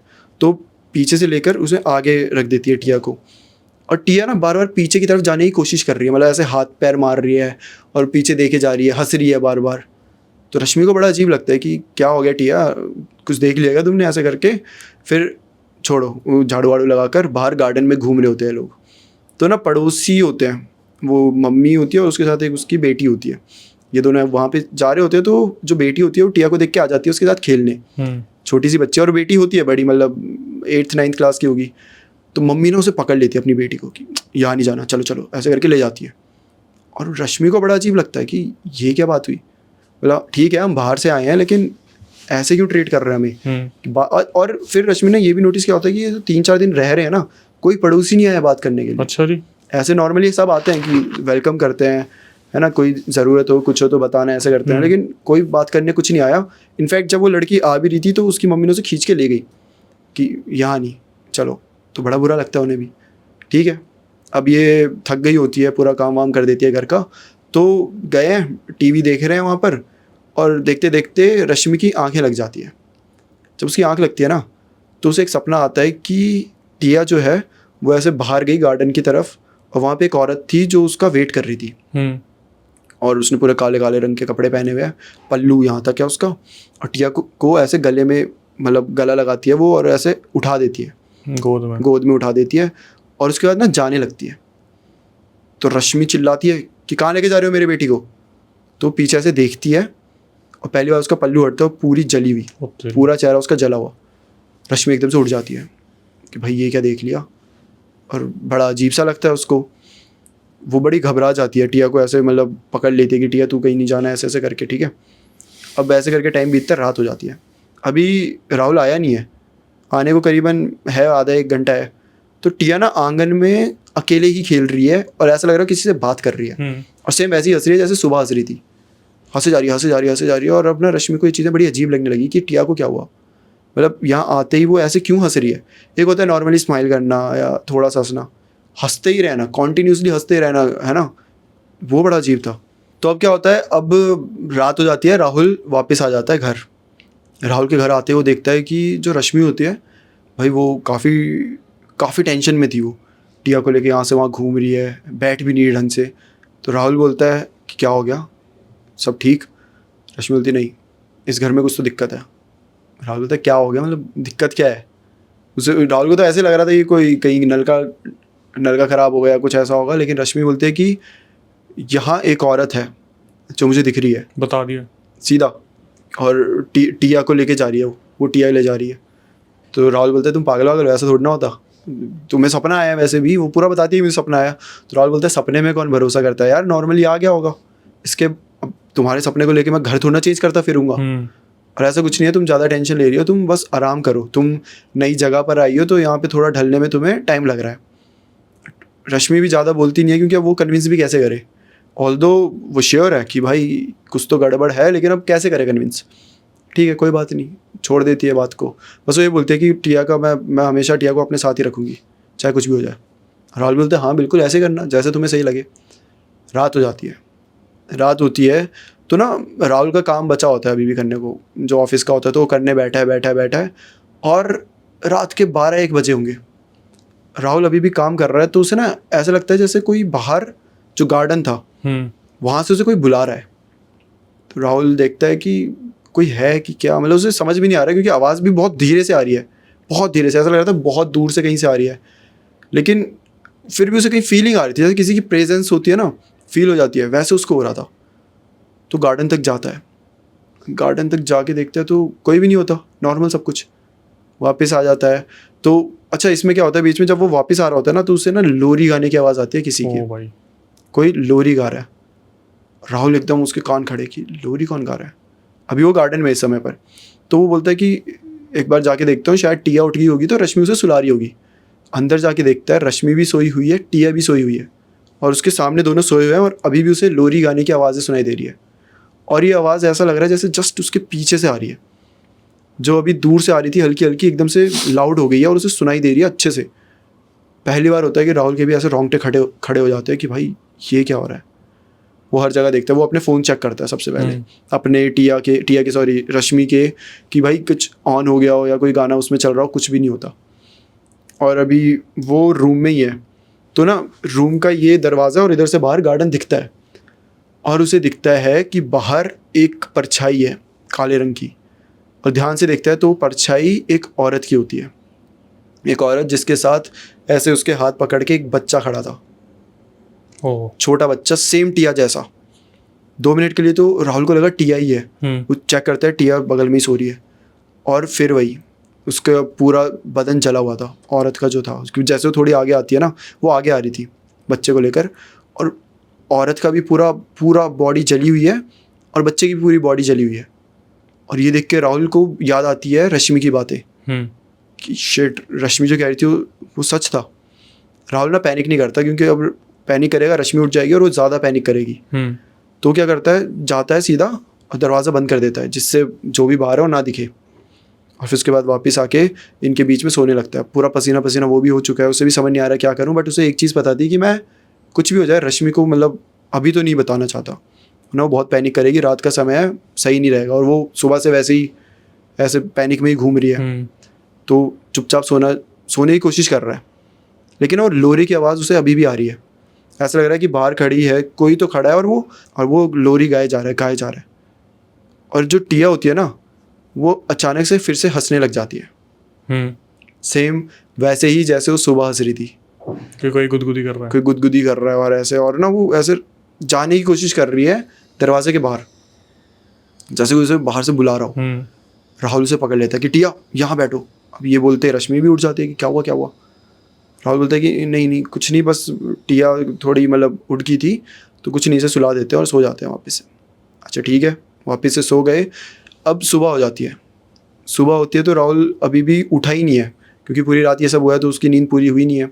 तो ना रश्मि आई उसे उठाने कि उठो भाई, ऑफिस नहीं जाना। और जैसे राहुल की ऐसे आंख हल्की सी खुली, उसे लग रहा है कि रश्मि की जगह वो औरत है, जले मुंह की, बिल्कुल यहाँ पे उसके जले मुंह पे, और वो चिल्ला देता है एकदम, और ऐसे धक्का दे देता है। अब रश्मि उससे पूछती है कि क्या हो गया, तुम बहुत वियर्ड बिहेव कर रहे हो, सब कुछ ठीक है, रात से मैं देख रही हूँ तुम्हें। तो राहुल पहले तो सोचता है कि छुपा लूँ, लेकिन कब तक ही छुपाएगा, बताना तो पड़ेगा, क्योंकि अब उसे जाना भी ऑफिस। तो बोलता है कि यार दरअसल तुम्हारी बात सच थी, कल मुझे भी सेम चीज़ें फील हुई है और सेम औरत दिखी है मुझे भी। और वो ना उसके साथ एक और बच्चा था, कोई तो चला हुआ था बिल्कुल। रश्मि बोलती है देखा मैंने तुम्हें कहा था ना, है यहाँ पर, मैं बता रही हूँ यहाँ से चलो अभी के अभी। राहुल बोलता है कि हाँ चलते हैं, मतलब ऑब्वियसली कि तुम वहाँ नहीं रह सकते अब, वो ऐसी इतनी खतरनाक जगह, और तुम्हें दिख रहा है कि तुम्हारी बेटी को अफेक्ट कर रही है चीज़ें। ये लोग ये सब डिस्कस कर ही रहे थे ना। अब क्या होता है ना, रश्मि को आवाज़ सुनाई देती है किसी के गिरने की। रश्मि हैरान कि भाई ये क्या हुआ, अब अचानक से ऐसे होता है तो आप एकदम ऐसे हो जाते हो ना। दोनों भागते हुए जाते, बाहर देखते हैं, बाहर भाई टिया गिरी होती है। बच्ची कब इनके पास से वहाँ चली गई पता ही नहीं चला, और वो गिरी पड़ी है और वो रोए जा रही है। और ये उसे चुप करा रहे कि बेटा कोई बात नहीं, देखो कुछ नहीं होता, मतलब चुप कराने हर कोशिश कर दी, खिलौने ला दिए, सब कुछ कर दिया, वो रोने में ही है। और ना टिया ऐसे टाइप की बच्ची थी जो रोती नहीं थी ज़्यादा। सब लोग जो बोलते थे कि टिया तो बहुत ब्रेव है, छोटे बच्चे तो रो जाते हैं, ये नहीं रोती, लेकिन आज वो फूट के रो रही है। राहुल उसे चुप करा रहा है, उसे समझ नहीं आ रहा कि ऐसा हुआ क्या। और तब जाके राहुल की नज़र पड़ती है टिया की पीठ पर। यहाँ दोनों साइड उसका जला हुआ होता है, मतलब ऐसे थोड़ा सा पोर्शन जल गया होता है उसकी स्किन। और तब वो इतनी ज़्यादा रो रही थी। अब इन्हें समझ नहीं आता हुआ क्या। ये लोग उठाते हैं टिया को, बोलते हैं निकलो भाई, यहाँ नहीं रह सकते हम। रश्मि तो भाई पागल हो गई कि मेरी बच्ची करके, भाई वो खा जाएगी मेरी बच्ची को, ले जाएगी करके। राहुल उठाता है एक साइड टिया को, दूसरी साइड रश्मि का हाथ पकड़ता है और भागते हैं। जिस कंडीशन में होते हैं, किसी ने चप्पल नहीं पहनी है ना, किसी ने जूते भी नहीं पहने, मतलब बस भाग गए वहाँ से, भाग गए बाहर, और डर के भाग रहे हैं। तो लोग भी देख रहे हैं कि इन्हें क्या हो गया, ऐसे क्यों भाग रहे हैं अपने घर से ही। तो एक दादी अम्मा होती है, वो पूछती है कि क्या हो गया बेटा, तुम ऐसे भाग रहे हो, सब ठीक? तो राहुल बताता है कि अंदर कुछ तो है। रश्मि भी रो के बता रही है कि वो मेरी बेटी को ले जाएगी, वो बहुत खतरनाक है, वो मैंने उसे देखा है, वो जली हुई है, ऐसे करके। और दादी अब इन्हें डांटने लग जाती है कि तुम आजकल के लोग सीधा आके घर ले लेते हो, तुम ना वहाँ पूजा पाठ कराते हो, ना पंडित बुलाते हो, गृह प्रवेश नहीं कराते हो, और लोगों से नहीं पूछते आगे पीछे, बस ले लेते हो जो अच्छा लगता है। तुम्हें समझना चाहिए ना ये सारी चीज़ें कितनी बड़ी होती है और क्या क्या कर सकती है। रश्मि बोलती है कि आप हमें क्यों डांट रहे हो, हमारी क्या गलती है इसमें? बोलती तो फिर किसकी गलती है, घर तुमने लिया ना, ये तुम्हें पता भी है इस घर के बारे में? राहुल बोलता है कि ऐसा क्या है, आप ही हमें बता दो, हमें नहीं पता। फिर वो बताती हैं कि आज से 7 साल पहले यहाँ पे ओनर और उसकी फैमिली रहा करते थे। ओनर बिजनेसमैन था, बिजनेस के काम से बाहर गया था, और तब इस घर में सिलेंडर फट गया था।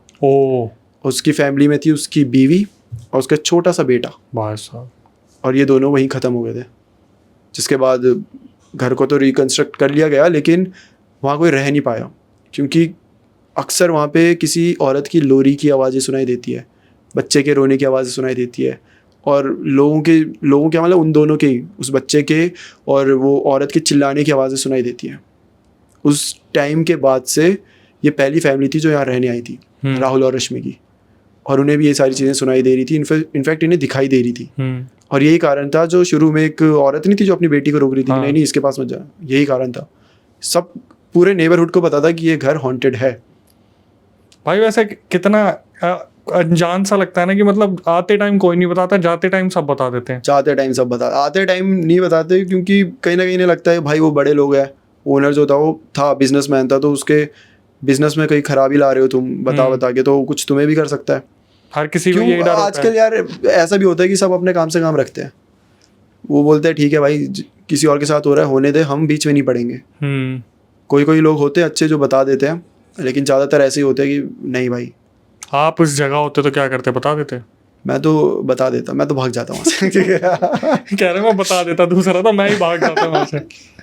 वैसे ऐसे अगर आप लेकिन नॉर्मली हम किसी कॉलोनी में रह रहे हो और हमें बताओ ये घर हॉन्टेड है, भाई मेरा जो फ्लैट था मैं वही हॉन्टेड था। हाँ, वो मैंने सुना था, पूरा किस्सा रियलिटी पे बताया था। हाँ नहीं, लेकिन ऐसे मैं बता देना चाहिए यार किसी का, क्यों? अब वो ज़्यादा दिन तक रहते ना वहाँ, तो हो सकता था टिया के ऊपर खतरा मंडरा रहा था वहाँ यार। बच्ची के पीछे तो जलने के निशान वैसे भी आ गए थे उसे। भाई अभी 2 सीढ़ी से फेंका, कल हमने तो ऐसे भी किस्से सुने हैं, छत से नीचे फेंक दिया होता है, धक्का ही पड़ता है सीधा और नीचे। और बच्चों पे ये चीज़ें आ जाती है तो उतारना भी मुश्किल होता है, क्योंकि बच्चा बता नहीं पाता ना, जब बता भी नहीं पाता, और एनर्जी भी उनकी लो होती है ना इस समय पर, इतनी वैसी नहीं होती। और जो डरता है उसको तो भाई सबसे पहले पकड़ती है चीज़ें। तो भाई ये वाला इंसिडेंट भी काफ़ी अलग ही था। तो मतलब यहाँ से सबक मिल जाता है कि कोई भी घर लो तो सोच समझ के लो, देख दाख के लो, जल्दीबाजी में नहीं। पहले अच्छे से एक बार पता करवा लो कि इसका कोई इतिहास तो नहीं है। इतिहास का बहुत बड़ा रोल रहता है हॉरर में, बहुत ज़्यादा। और ऊपर से एक और चीज़ है कि इन लोगों ने ना जो इन्हें सिग्नल्स मिले थे वो इग्नोर नहीं करे। अगर आप इग्नोर भी करोगे तो ये चीज़ें इतनी बढ़ जाएगी कि बहुत बुरी तरीके से आपकी लाइफ ख़राब कर सकती है। तो इन्होंने इग्नोर नहीं करे थे, तो ये भी एक सबक है। खैर आते अगले किस्से पे भाई। अगला किस्सा जो है भाई वो है महाराष्ट्र का। बिल्कुल। महाराष्ट्र के एक चौल थी, वहाँ का एक किस्सा है। तो एक लड़की थी अदिति नाम की, और बचपन से उसी चौल में रह रही थी। महाराष्ट्र के अभी चौल में क्या होता है ना, बहुत बड़ी बिल्डिंग सी होती है जहाँ पे बहुत छोटे छोटे रूम्स होते हैं, फैमिलीज बसी होती है पूरी। तो ये भी बचपन से वहीं बसे हुए थे। अदिति की मॉम डैड और सिर्फ अदिति। और बचपन से ना ये बहुत टैलेंटेड थी, पढ़ाई में एकदम अव्वल, हर जगह जाके टॉप करना, स्कॉलरशिप्स में जाना। तो ये सब चीज़ें मतलब दिख जाता है ना आपको फ्यूचर लड़की का। तो हर कोई ये बोलता था कि ये लड़की तो भाई अच्छी खासी पोस्ट पर जाएगी बड़े होकर। और ऐसे ही होता है, और बड़े हो जाती है कॉलेज वॉलेज के बाद, वो इसकी एक बहुत अच्छी जगह जॉब लग जाती है। बड़ा खुशी का माहौल था पूरी चौल में। हर कोई बचपन से रह रहे हैं तो एक फैमिली ही बन गई है। हर कोई खुश है आदित्य को लेकर, हर कोई से आशीर्वाद दे रहा है कि अरे वाह बेटा तुमने हमारा नाम रोशन किया, हम में से भी कोई निकल के इतनी आगे बढ़ा तो हमें बड़ा अच्छा लगता है। ऐसे ऐसे करके हर कोई खुश है, सिर्फ एक औरत को छोड़कर। अच्छा जी। एक औरत थी भाई, ये औरत ऐसी थी ना कि चौल का कोई भी इंसान इससे दूर ही रहना चाहता था। बूढ़ी सी थी और ना हमेशा अकड़ में रहने वाली, गुस्से में, क्लियर दिखता था कि ये दुनिया से जलती है। मतलब ऐसा था कि अगर आप इसके साथ अच्छा भी कर दोगे ना इसके साथ तो ये उल्टा ही बोलेगी। लेकिन दूर पता है क्यों चलते थे लोग इससे? क्योंकि कई लोगों ने इसे देखा था रात को कहीं जाते हुए, शमशान घाट साइड जा रही है, कहीं अलग अलग, मतलब इसे कहीं रात को आप जा ही नहीं सकते ऐसी जगह, डर के मारे बोलो या वैसे बोल दो कि घिनौनी जगह है। शौक निराले थे। हाँ, नहीं शौक निराले मतलब अलग ही शौक थे। ऐसा शमशान में क्रिया। हाँ ठीक है, फिर करते हैं। तो मतलब ये कभी शमशान घाट में चले गई, कभी कहीं चली गई। और ना जब जाती थी ना, कभी इसके हाथ में हड्डियाँ होती थी, कभी किसी जानवर को लेकर जा रही है लेकिन वापस आ रही है तो कोई कुछ भी नहीं है इसके हाथ में। अच्छा। कभी कभी सिर्फ खून लगा होता था। लोगों ने देखा है क्योंकि वो तो बचपन से रह रहे हैं, तो इसके बहुत सारे ऐसे किस्से वहाँ मशहूर थे कि लोगों ने इसे कुछ काला जादू करते हुए देखा है या कुछ और चीज़ें परफॉर्म करते हुए देखा, या कभी इसकी किसी से लड़ाई वड़ाई हो जाए तो भाई अगले दिन ही वो बंदा ऐसा हो जाता था कि एकदम डेथ बेड में, कि तबीयत ऐसी ख़राब हो जाएगी कि हॉस्पिटल ले जाएंगे, 2-2 महीने तक वहीं पड़ा रहेगा, ऐसा होता था। तो लोग इससे दूर रहते थे। अब क्या होता है, अदिति की जॉब लग जाती है। अदिति के प्लान्स होते हैं, फ्यूचर प्लान्स, कि मैं अपने मम्मी पापा को यहाँ से निकाल कर एक अच्छा सा घर लूँगी, वहाँ लेकर जाऊँगी, उन्हें वो ज़िंदगी दिखाऊँगी जो उन्होंने कभी देखी नहीं। जितनी उन्होंने मेरे पीछे मेहनत करी, अब मेरी बारी है उनको एक अच्छी ज़िंदगी देने की। और अदिति बहुत अच्छे मतलब कर भी रही थी, अच्छा खासा पैसा, सब कुछ अच्छा था। अब एक बारी आती है जब इसके घर वाले बोलते हैं कि बेटा गांव चलते हैं, 5-7 दिन रहकर आते हैं, और बड़ा टाइम हो गया गए हुए। तो अदिति बोलती है कि मैं तो नहीं जा सकती क्योंकि मेरा तो ऑफिस है, डेडलाइंस होती है, छुट्टियाँ नहीं मिलती, आप लोग चले जाओ। तो वो भी बोलते हैं चलो ठीक है ऐसा कर लेते हैं। और मॉम डैड चले जाते हैं। अदिति पहली बार अकेले रह रही थी पूरे चौल में। बचपन से लेकर अभी तक वो अकेले नहीं रही थी कभी, पहली बार। अब 1-2 दिन तो उसके स्मूथ निकलते हैं, ठीक है। उसका रूटीन ये होता था, सुबह ब्रेकफास्ट बनाएगी, ऑफिस चले जाएगी, रात को ही आएगी, कभी कभी तो बाहर से ही खाकर आएगी क्योंकि घर में कोई बनाने वाला नहीं था और थकी हुई है, खुद भी क्या ही बनाएगी। तो और लेट नाइट आएगी, 8-9 बजे आएगी और फिर सीधा सो जाएगी। तो ऐसे 2 दिन बीत जाते हैं। तीसरे दिन ये सो रही होती है ना, तो इसको आवाज़ आ रही होती है कि इसके जो ये इसका घर है, इसके बाहर जो ऐसे फ्लोर है, ठीक है, वहाँ पे कोई चल रहा है और कुछ चैंटिंग चल रही है, कुछ मंत्र वगैरह, कुछ मंत्र पढ़ रहा है रात के करीबन 2-2:30 बजे। तो पहले तो धीरे धीरे पढ़ रही थी तो इसने इग्नोर करने की कोशिश करी, धीरे धीरे मंत्र बढ़ने लगे। तो इसने बोला कि नहीं यार देखना पड़ेगा एक बार जाकर क्या चल रहा है। बाहर जाकर देखती है तो वही औरत होती है, बुजुर्ग औरत इसी के घर के बाहर बैठी हुई और मंत्र पढ़ रही है। और भाई डरा देने वाली बात ये थी कि जब वो बाहर जाके देखते ना, वो ऐसे देख रही है उसको, कोई डर नहीं, कोई गिल्ट नहीं, कुछ भी नहीं, ऐसे देख रही है और मंत्र पढ़े जा रही है। अदिति देख के बोलती है कि आप यहाँ क्या कर रहे हो आंटी, आपका घर वहाँ है, वहाँ जाओ ना, आप डिस्टर्ब कर रहे हो मेरे को। वो मंत्र पढ़े जा रही है और इसे ऐसे गुस्से से देख रही है, आंखें लाल हो गई है उसकी, मतलब जो औरत है उसकी, और वो ऐसे गुस्से में पड़े जा रही है। तो अदिति को भी बड़ा इरिटेशन हो रही है इस चीज़ से कि क्या मैं बोल भी रही हूँ। एक तो फिर वो और पहले तो रिक्वेस्ट ही करती है कि आंटी प्लीज़ आप यहाँ से चले जाओ, लेकिन वो मानती नहीं। तो अदिति को भी थोड़ा एग्रेसिव होना पड़ता है। एक टाइम आता है अदिति भी जोर से बोलने लग जाती है कि अरे आंटी आपको सुनाई नहीं दे रहा था क्या, आपको बोल रहा हूँ मैं वहाँ चले जाओ, वहाँ जाके करो जो करना है, मेरे को क्यों डिस्टर्ब कर रहे हो, खुद तो आपको सोना नहीं है, मुझे भी नहीं सोने दे रहे, किसी को भी नहीं सोने दे रहे, चल जाओ यहाँ से, ऐसे करके भगा देती है। उठती है, चले जाती है औरत। अब वापस आ गई अदिति और अब सो जाती है। अगले दिन ऑफिस जाती है और ऑफिस में अचानक से ना इसका सर दर्द करने लग जाता है। अचानक से सर पकड़ के बैठ जाती है और नॉर्मल दर्द नहीं, ऐसा लग रहा था कि कोई इसके सर को ऐसे दबा रहा हो दोनों साइड से बहुत ज़ोर से। इसकी चीखें निकल गई थी ऑफिस में। और जब सर दर्द हो रहा है ना, साथ में इसे वही मंत्र पढ़ने की आवाज़ें सुनाई दे रही है, जो रात को बुजुर्ग औरत पढ़ रही थी। वही ऐसा लग रहा था कि वो बुजुर्ग औरत यही सामने खड़े होकर पढ़ रही है मंत्र। वो चिल्ला रही है। ऑफिस वाले भी देख रहे हैं कि क्या हो गया दीदी, इतनी बुरी हालत। तो जो बॉस होते हैं बोलते हैं एक काम करो, तुम घर जाओ, तुम्हारी हालत बहुत ख़राब है, दवाई ववाई खाओ, डॉक्टर को दिखाओ, ठीक होगी तभी वापस आना, कोई लोड नहीं है कुछ, तुम जाओ रेस्ट करो। अदिति घर आ जाती है, आंसू निकल रहा है उसके, मतलब रोना निकल जा रहा है, इतनी दर्द। आती है, दवाई खाती है, वो 2-3 दवाइयाँ खा लेती है हैवी डोज, क्योंकि उसे असर ही नहीं पड़ रहा था और इतनी दर्द हो रही थी और कंट्रोल कर ही नहीं पा रही थी, उससे सहन ही नहीं हो रही थी। पूरी दवाइयाँ खा के वो ना रेस्ट करने लेटती है और वो सो जाती है। सोती है तो कितने बज जाते हैं, रात के 10-11 बज गए होंगे, तब तक उसकी आंखें नहीं खुलती। अब क्या होता है ना, एकदम से इसके दरवाजे में नॉक होती है, धड़ धड़ धड़ धड़ करके बहुत ज़ोर से। उसके 1-2 बार तो सिर्फ सुनती है, इग्नोर करती है, तीसरी बार फिर जब नॉक होती है उठ जाती है। कौन आ गया भाई घर के बाहर, 10 बज रहे हैं। उसे एक तो टाइम देख के हैरान कि इतना टाइम हो गया, मैं तब से सो रही हूँ। ठीक है, उठती है, दरवाज़ा खोल के देखती है तो कोई नहीं होता, आगे पीछे कोई नहीं होता। नीचे देखती है तो नीचे एक थाली होती है, थाली में एक साड़ी, सिंदूर और चूड़ियाँ, लाल रंग की साड़ी। तो देखते हैं कि ये कौन छोड़ के चले गया। 5 मिनट वेट भी करती है कि कोई आएगा वापस ले जाए, कोई नहीं आता। वो क्या करती है, थाली अंदर रख लेती है रूम के, कि कोई बाद में आएगा, या तो दे के गया है, बताया नहीं कि मैंने खोला नहीं गेट, तो बाद में आके बता देगा, या फिर ले जाएगा, तो रूम में रख देती है, दरवाज़ा बंद कर देती है। रात होती है, जैसे रात होती है ना, उसको ऐसा फील होता है कि जस्ट उसके बगल में एक औरत लेटी हुई है। ओ भाई, मतलब वो जस्ट ऐसे मुड़ी और उसके सामने एक ऐसी औरत है। अदिति की चीख निकल जाती है। वो औरत जो होती है बहुत डरावनी, उसके बाल जो होते हैं उसके पैरों तक आ रहे होते हैं। उस औरत के ऐसा लगता है वो बाल ही है पूरे, और उसके जो चेहरा था ना, ऐसा लग रहा था नोचा हुआ चेहरा। उसकी होंठ बहुत अजीब तरीके से थे, मतलब दिखने में बहुत अजीब थी वो। और जस्ट उसके आंखों के सामने ऐसे और क्रीपी सी हंसी दे रही है। अदिति बहुत ज़ोर से चीखती है, सब लोग आ जाते हैं कि क्या हुआ करके।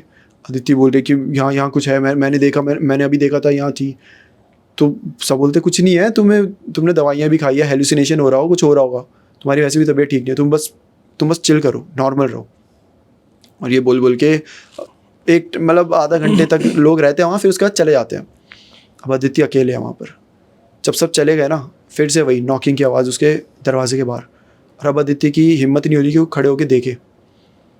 अदिति को समझ नहीं आ रहा हो क्या रहा है, और वो बजे जा रहा है और अदिति अपने कान बंद कर रही है कि भाई ना सुनाई दे। और धड़ धड़ धड़ इतनी ज़ोर से हो रहा है कि अदिति चीख के बोलती है कि कौन है। जैसे बोलती है ना, उसे वापस से मंत्र पढ़ने की आवाज़ें सुनाई देती है वापस से। और अदिति रोने लग गई है, वो समझ गई है कि वो बहुत गंदी फंस चुकी है। रो रही है, वो चिल्ला रही है कि प्लीज़ छोड़ दो मुझे, भगवान जी के नाम ले रही है, जब अपने माँ बाप को याद कर रही है। ऐसे करते करते करीबन 1-2 घंटे निकल जाते हैं। उसके बाद क्या होता है ना कि सुबह हो जाती है। मतलब 1-2 घंटे हो गए, अदिति का पार्ट मैं अभी बताता हूँ, लेकिन अब अगले पार्ट में क्या होता है कि सुबह हो गई है और घर वालों को कॉल आती है पड़ोसियों की कि आप जहाँ पे भी हो जल्दी आ जाओ। क्या हुआ? नहीं आप जहाँ पे भी हो जल्दी आ जाओ, बस आ जाओ, ऐसे करके घबरा के बोल रहे हैं। और फिर वो माँ बाप भी पकड़ते अगली बस पहुँच जाते हैं, करीबन शाम को पहुँचते हैं, टाइम लगता है उन्हें। जब वो अपने घर के अंदर जाके देखते हैं तो अदिति उन्हें दिखती है। अदिति ने साड़ी पहनी हुई है, सिंदूर पूरा ऐसे, मतलब ऐसे नहीं, एक पूरा ऐसे यहाँ से लेकर यहाँ तक, और वो चूड़ियाँ पहनी हुई है। तो अदिति एक कोने में बैठी हुई है, वो सब पहनकर, और वही मंत्र बार बार चैंट करे जा रही है। और घर वालों को समझ नहीं आ रहा है क्या हुआ। अदिति पागल हो चुकी थी, मतलब कि उससे बात भी करो ना, वो धक्का दे रही है। कोई बात करना हो तो धक्का दे देगी, और बस वो मंत्र पढ़े जा रही है। और वो मंत्र किसी को नहीं पता। इनफैक्ट ये ये वो भाषा ही नहीं थी, मराठी में नहीं पढ़ रही थी वो, कोई अलग ही भाषा थी, किसी को समझ नहीं आ रहा क्या हो रहा है। उसके बाद से आदित्य के घर वालों ने आदित्य को हर जगह दिखा दिया, बड़े से बड़े बाबा के पास, तांत्रिक के पास, सबके पास, वो ठीक ही नहीं हुई है। और जो एक टाइम पे चौल जो हर कोई आदित्य से मिलने जाता था ना, आज के टाइम में ऊपर जाता ही नहीं है। उधर से रोज़ चिल्लाने की, रोने की आवाज़ आती है, कभी उसकी माँ रो रही है, कभी आदित्य चिल्ला रही है उसकी, और वो चिल्लाती भी कैसे, एक टाइम में बोलेगी मैं मार दूंगी, सबको मार दूंगी ऐसे करके, और दूसरे टाइम में रो के बोलेगी प्लीज़ मुझे बचा लो, प्लीज़ मुझे बचा लो, वो मुझे मार रही है ऐसे करके। मतलब एक तरीके से आदित्य आज तक ठीक नहीं हुई है, अभी तक ठीक नहीं हुई है। ऑफिस सब छूट चुका है, घर में पड़ी रहती है, पूरा करियर ख़राब। और ये इंसिडेंट किसने भेजा? ये इंसिडेंट चौल के एक इंसान ने भेजा था, उधर ही वो रहता था। भाई महाराष्ट्र के चौल के मेरे पास भी बड़े अलग अलग इंसिडेंट आते हैं और बहुत खौफनाक आते हैं। महाराष्ट्र में भाई हो रही है चीज़ें खतरनाक। चौल का तो ऐसा एक तो इंसिडेंट आया था जिसमें उनका वॉशरूम ही बहुत ज़्यादा हॉन्टेड था। अच्छा। एक था जहाँ पर पता नहीं क्रियाएं बहुत सारी हो रही थी। एक औरत का आया था, जो औरत पता नहीं एक्सप्रेशनलेस चीज़ें करती रहती थी छत पे जा जाके। हाँ। महाराष्ट्र का चौल कुछ ज़्यादा ही हॉन्टेड है, क्योंकि मैक्सिमम चौल्स और बिल्डिंग्स ही है वहाँ पे। और वहाँ पे लोग इतने भर भर के रहते हैं यार, कोई तो निकल ही जाता है जो उल्टी सीधी चीज़ें करता है वहाँ पर। खैर, एक धमाकेदार पॉडकास्ट, बहुत मज़ा आया। काफ़ी टाइम बाद ऐसे दोबारा कोई एक दिग्गज खिलाड़ी हमारे पास आया जिसने पॉडकास्ट में इतना डर फैलाया, अलग अलग कुछ नए इंसिडेंट्स बताएं जो अलग अलग तरीके थे। तो कहीं पर उन्होंने आसाम को कवर किया, कहीं कोलकाता को कवर किया, कहीं पर कोटा तक लेके चले गए। और ऐसे इंसिडेंट मैं चाहता हूँ कि बार बार आते रहे। तो सबसे पहले मुझे पता है कि ये बिजी बहुत रहते हैं क्योंकि इनके 4 चैनल है। तो सबसे पहले कमेंट सेक्शन में आप ही मेंशन करोगे भाई कि इन्हें बुलाओ, ताकि ये देखे और खुद से बोले कि यार बहुत ज़्यादा मेरे को बुलाया जा रहा है तो मैं आऊँगा, क्योंकि हम तो इन्हें बुलाएंगे ही। इसके बाद इनके चैनल्स के लिंक्स ऑलरेडी मैंशनड हैं एंड स्क्रीन पे भी आपको दिख जाएंगे, डिस्क्रिप्शन में भी मेंशन है, इंस्टाग्राम भी मेंशन है। कनेक्ट हो सकते हैं। मैं ज़्यादा तो क्या ही बोलूँ, क्योंकि ऑलरेडी अल्फा को हॉरर कम्युनिटी में सब जानते हैं कि वो अपने रियल इंसिडेंट लेके आते हैं। तो आप अपने रियल इंसिडेंट इन तक पहुंचा सकते हैं। इसके बाद यही कहूँगा भाई, जनता आ रही है, देख रही है पॉडकास्ट को, सब्सक्राइब नहीं कर रही चैनल। हम गेस्ट लेके आ रहे हैं, सब्सक्राइबर भी लेके आ रहे हैं, जो अपनी आप बीती आपके सामने लेके आ रहे हैं, सारी चीज़ें बता रहे हैं। तो चैनल को सब्सक्राइब करना बनता है। इसके बाद कभी आपको लगता है आपके साथ कोई ऐसा पैरानॉर्मल इंसिडेंट हुआ है और आपको लगता है यार मैं भी कैमरे पे बताना चाहता हूँ, तो बेझिझक प्रक्रिया मैं आपको बता देता हूँ। बेझिझक आप उसको फॉलो कर सकते हैं। आपको लगता है आप कैमरे पे आके बताना चाहते हैं, तो हमारी यूएसपी यही है कि हम सब्सक्राइबर को बुला रहे हैं गेस्ट के साथ, और सब्सक्राइबर अपने रियल इंसिडेंट बता रहे हैं। स्क्रीन और डिस्क्रिप्शन पर आपको एक नंबर दिख रहा होगा जो कि हमारा व्हाट्सअप नंबर है। उस पर पूरा रियल इंसिडेंट रिकॉर्ड करके भेज दीजिए और मेंशन कर दीजिए कि आप पॉडकास्ट में आना चाहते हैं। एक बार रिकॉर्डिंग को रिव्यू किया जाएगा, उसके बाद आपको बुलाया जाएगा। इसके बाद कभी आपके साथ कोई पैरानॉर्मल इंसिडेंट हुआ और आप चाहते हैं कि मैं अपनी आवाज़ में उसे नरेट करूं, सेम प्रक्रिया है, रिकॉर्ड करके भेज दीजिए। नंबर आपको स्क्रीन और डिस्क्रिप्शन पर दिख रहा होगा। इसके बाद अब हम स्पॉटिफाई पर आ गए हैं, चलते फिरते आप हमें वहाँ सुन सकते हैं। इंस्टाग्राम, यूट्यूब को इसी तरीके से प्यार देते रहिए और जितना ज़्यादा हो सके वीडियो को शेयर कीजिए उन लोगों तक जो कभी कभार देखना पसंद करते हैं, कभी कभार भरोसा नहीं करते, और कभी कभार जो ज़्यादा डरने वाले हैं, क्योंकि यही इंसिडेंट है जो अवेयरनेस भी फैला रहे हैं। यही कहूँगा, जितना ज़्यादा हो सके घर में लोगों का ध्यान रखें। बुज़ुर्गों की सेवा करने का टाइम आ गया है, रिस्पेक्ट देने का टाइम आ गया है। थोड़ा सा अपने घर में इन चीज़ों के बारे में अवेयरनेस दीजिए, क्योंकि आज की जनरेशन इन सारी चीज़ों को समझने से परे हो गई है। टिल देन, नई वीडियो नए पॉडकास्ट आने तक stay tune with the channel.